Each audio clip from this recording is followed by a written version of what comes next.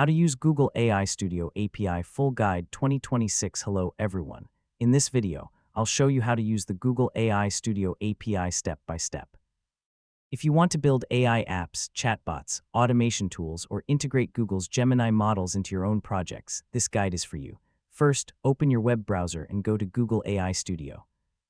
Sign in with your Google account if you haven't already. Once you're logged in, you'll see the main dashboard where you can explore different AI models and API features.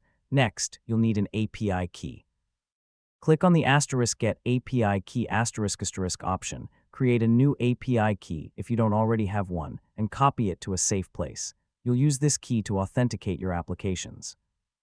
Now open your favorite code editor such as Visual Studio Code. Google AI Studio supports multiple programming languages, including Python and JavaScript. Install the official Google Gen AI SDK or use the REST API, depending on your project. In your code, paste your API key, choose the Gemini model you want to use, and send a prompt. Your application will receive an AI-generated response that you can display, save, or process further. You can use the Google AI Studio API for text generation, coding assistance, content writing, summarization, translation, image understanding, and many other AI-powered tasks.